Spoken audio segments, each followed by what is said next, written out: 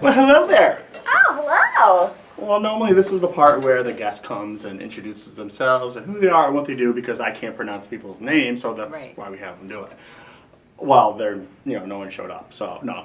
He conflict of the day and time, and so now it's just the two of us today. So what's that song So again? usually the intro goes a little like this. Hi, I'm Corey Verderamo, and I'm here. See, it is really tough to do the intro. It's not. Yeah, give it a whirl, Al. Hi, I'm Alfonso Centinella, and welcome to the show. Businews. Ooze.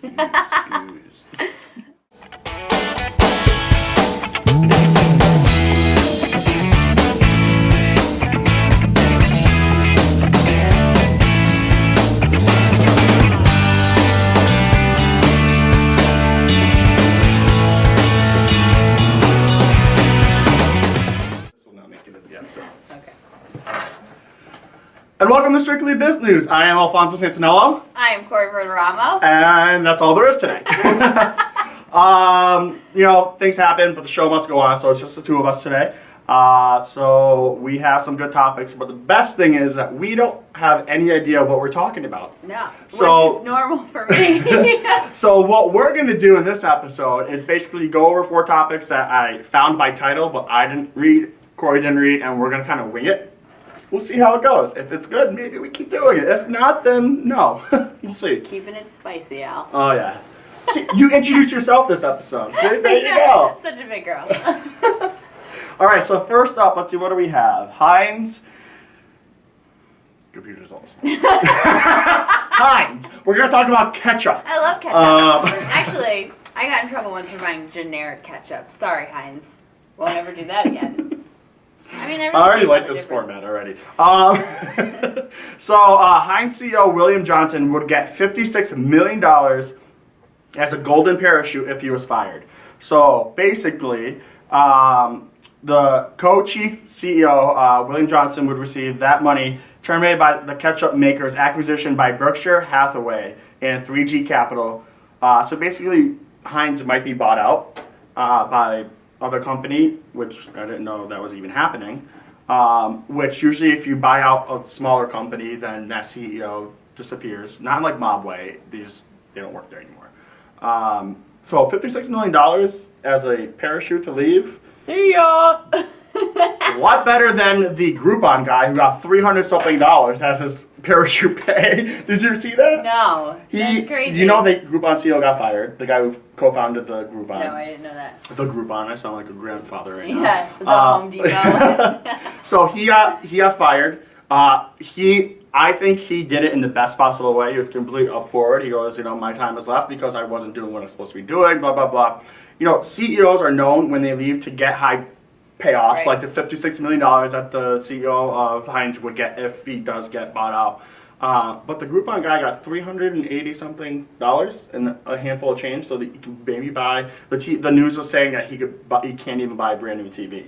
Yeah, no, like a new pair of Nikes. Maybe he can get a Groupon deal.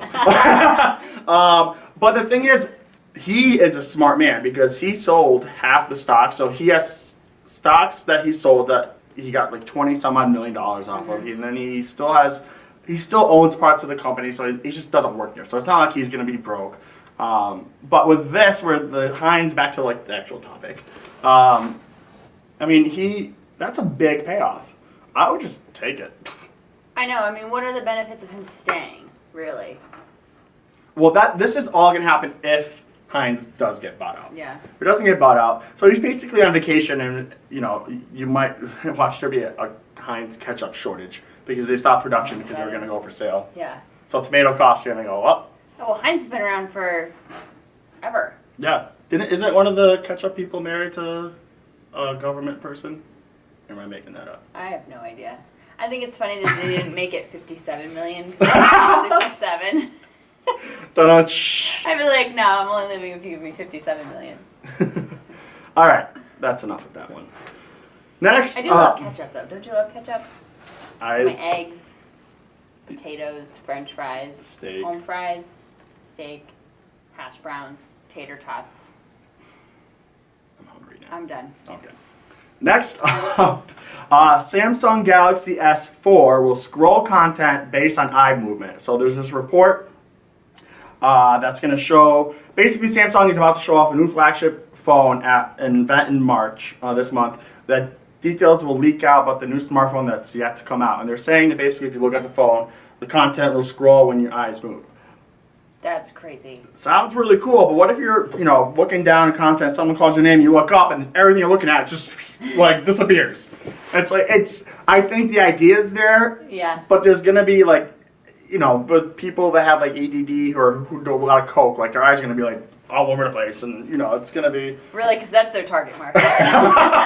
Well, I'm just saying... Calling all cokeheads, we're doing a test on our new product. Well, I'm saying... Oh, I was just going to say blind people, how are they going to look at it? They're not looking at the phone. No, but, I mean, I get the innovative movement here, eye movement, but... it's a Samsung, not an iPhone. But... eye! I think it would be, you'd have to train yourself to really focus on what you're looking at and to not use your hands. I don't know. They're saying Samsung's next smartphone will be able to track a user's eyes and scroll articles and other types of content based on what they're focused. The source, whoever the source is, that's what they said, so that if a user was reading a web page and hit the bottom, the device could automatically scroll more content up into view. Crazy.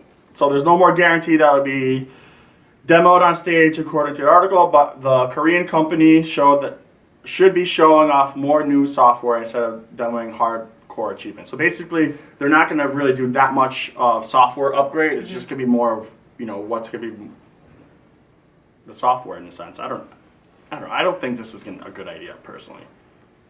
I think that they're just... I worry. I do too. I think that they're just trying to take that next step to push their industry even further. Well, I mean, Samsung has definitely, in the last year, has really taken Apple by storm with their phones.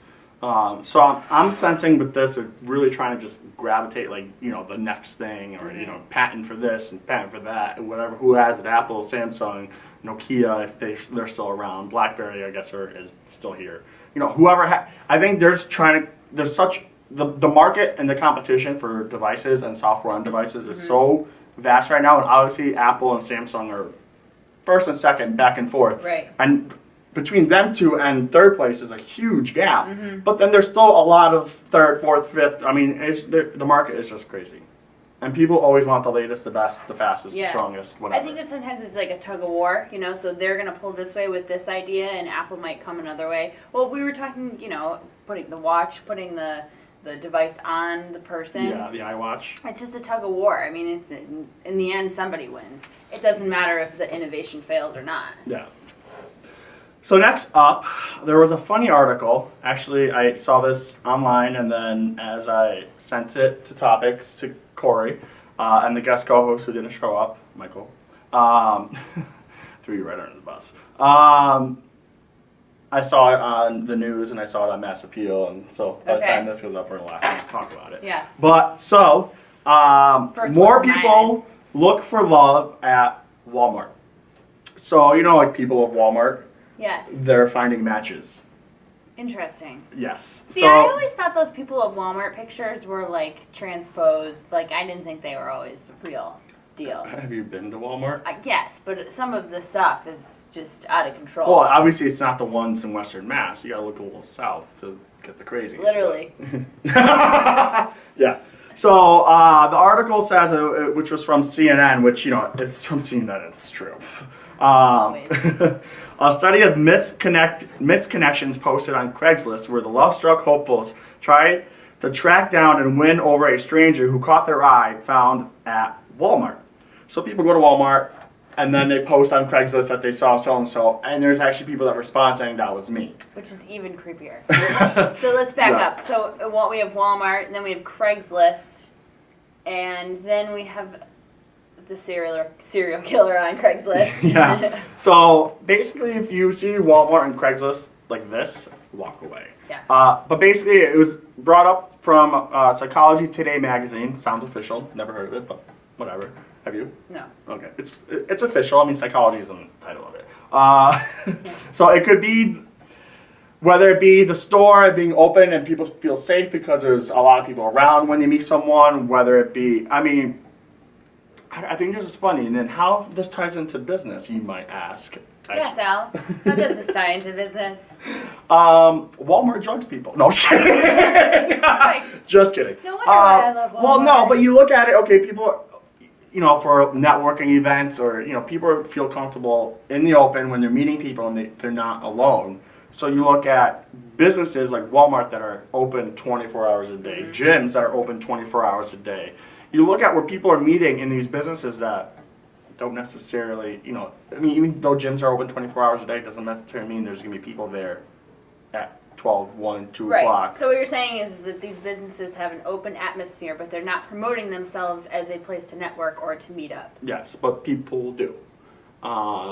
So that's, I mean, I guess that's a tie into business, but I thought it was fun to talk about. Well, it's interesting that Walmart hasn't already recognized this because Walmart doesn't really offer. Maybe they have rolling back the prices on wedding rings or something. Yeah, maybe. But they don't really have an area for like a boom boom room. A red room. They don't have a. They only have like Subway, where there's a place where you can go and sit down. Yeah. I mean, there really isn't a place for, you know, if you want to go and have a quick like meet and greet or whatever. There isn't anything to sit down and, you know, whether it be go through your.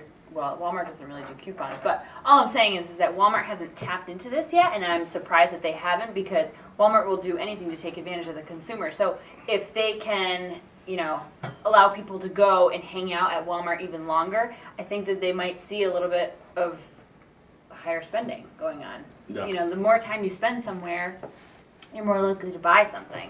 And it just opens the doors for more people to go into a Walmart and stay.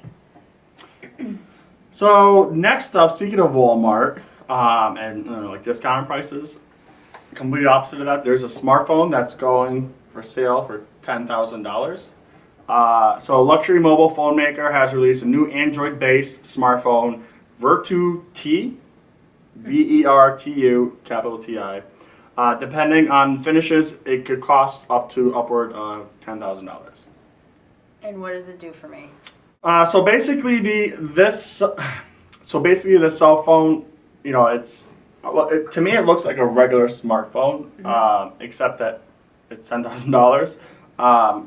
The article, the video that we saw, basically there's nothing really special about it besides it's just a luxury item.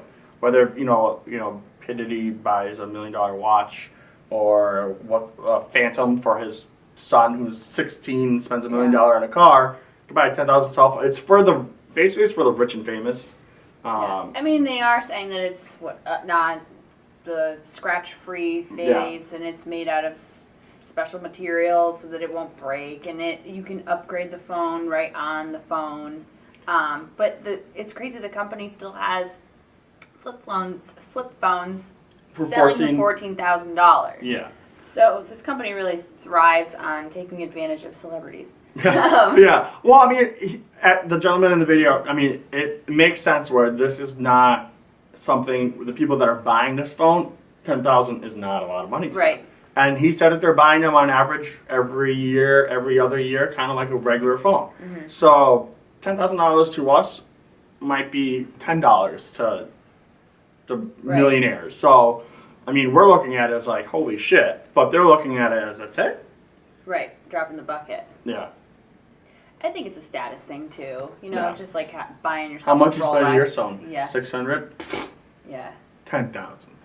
But it's crazy because a lot of these celebrities, you know, I think of like the Kardashians, I think they're still using Blackberries. I mean, there's endorsements that are going on there too. So you give this phone to one of the celebrities and other celebrities are going to want to have it too. Yeah. Agreed. All right, that's all I got. Me too. This was fun, Al. All right. Well, I want to thank Me. no one And there. you. So us for showing up. No, I'm just kidding. We have Keisha from Women in Business Summit coming up next to talk about her event, which is great to know. So stay tuned and we'll be right back. And welcome back. I am here with Keisha Zula of Women in Business Summit. Or actually, well, that's a summit that you put on, but Yes. what is the business that you have? So I have an event planning business called Events of Joy, and I started it with the intention of helping my clients with finding their venues, any contract negotiations, that type of thing. So essentially from concept, I bring their event from concept to reality. So how did you come up with the Women in Business Summit?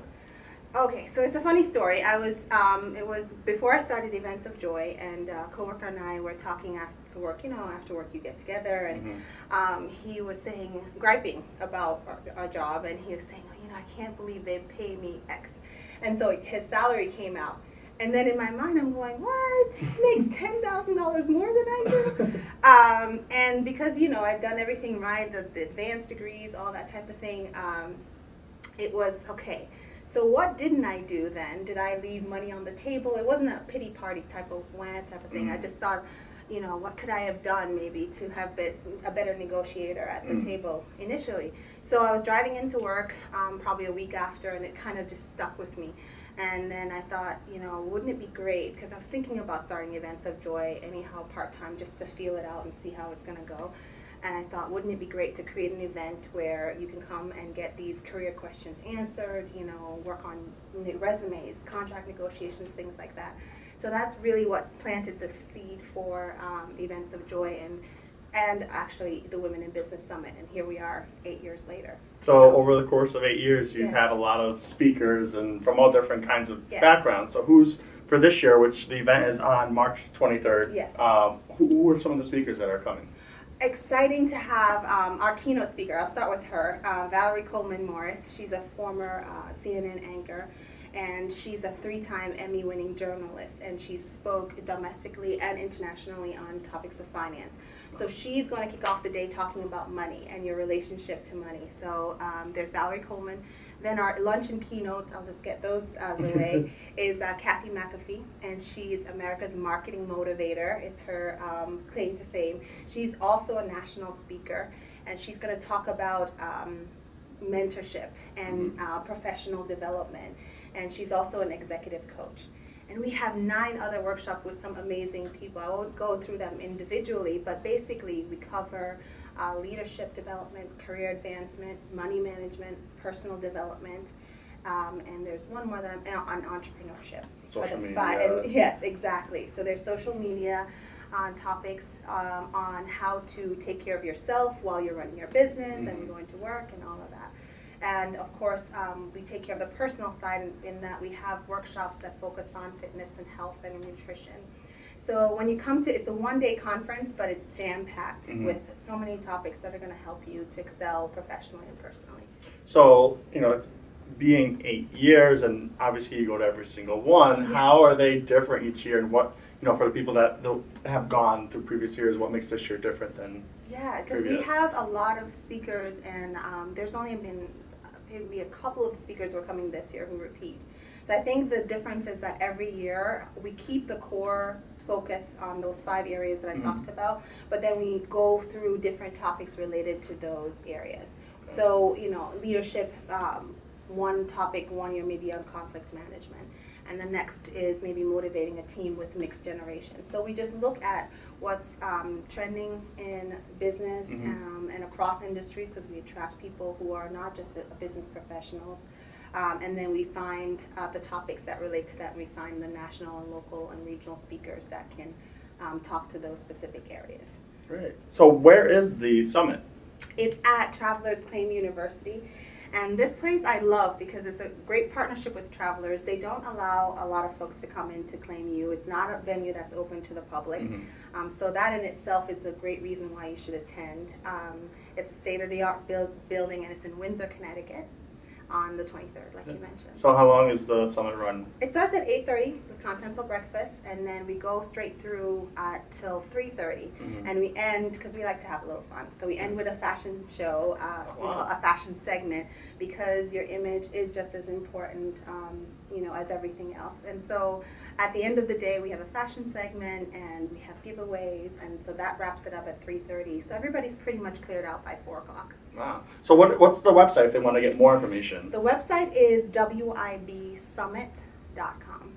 Great. Yeah. On a quick side note, I remember you, like, before the show, you sent me what the original name of the summit. It was long. What do you want to? Well, I think it's funny how things can change. It's still the same message and meaning, but like things like the name have changed. What was the original name? The original name was Women in Business, Passing the Baton, Today, Tomorrow, and Beyond Summit. That would have been a long URL. Yeah, exactly. So, I have our advisory cabinet, and we talked about it, and we definitely needed to chop it down to WIB Summit. Nice. So anything else you want to tell the viewers about the summit? Just come, 23rd of March, 8:30. You can register up until, I believe, the 18th. So it's a couple of days before, a few days before the summit. So I just look forward to meeting new people. It's a very small group. Unlike other conferences where you're, making your way through hundreds of people, it's a very good group of people that in your workshops, the sizes are small enough that you can get to network and meet other people. And I think that's the biggest benefit that everyone's gotten out of it, because I've been able to, or the attendees have been able to make connections that have been going on for 8 years long, some of them, to help them with whatever challenges they have or celebrate their successes. So. Oh, great. Well, Keisha, thank you so much for coming in. on. I appreciate it. No problem. And we'll be right back. If you want to be on the show, email us at info@thebusinesschannel.com. Send us your information. We would love to have new guests on. Until then, Facebook, Twitter,